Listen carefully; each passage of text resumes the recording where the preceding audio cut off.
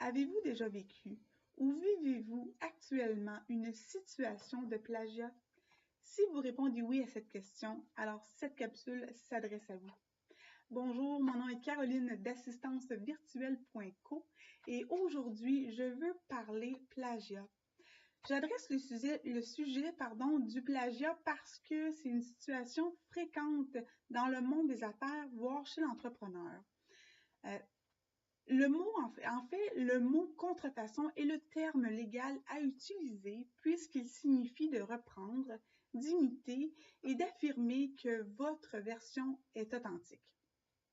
L'encadrement du droit de la propriété intellectuelle se veut de reconnaître et de protéger notre intérêt économique. Il y a 5 catégories protégées, dont celle de la marque de commerce. Quand on parle marque de commerce, on parle de mots, d'images, ou voire même les deux combinés, qui en fait caractérisent, représentent le produit, le service de l'entreprise visée, ce qui le démarque, le différencie de sa compétition. Il n'y a pas vraiment, il n'y a rien qui oblige d'enregistrer l'œuvre pourvu qu'elle puisse vraiment répondre aux conditions d'originalité. Et quand on parle de conditions originalité, on veut vraiment adresser l'empreinte de la personnalité de l'auteur. On veut également parler de la marque de la part intellectuelle de l'auteur, ainsi que l'expression des choix libres et créatifs de l'auteur. En bref, là, le plagiat, c'est sérieux. Et c'est fort désagréable, voire même frustrant lorsqu'on constate qu'on vit cette situation-là.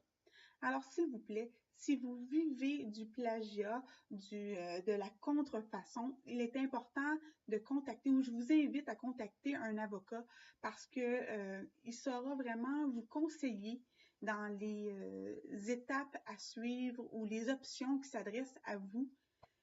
Et parmi les multiples options, parfois une simple mise en demeure peut être suffisante. Si vous désirez voir si vous êtes copié au niveau de votre contenu, vous pouvez consulter des sites comme Copyscape ou Positeo.com. Ce sont des sites qui vont pouvoir vraiment voir avec vous si votre contenu est utilisé sur d'autres sites web.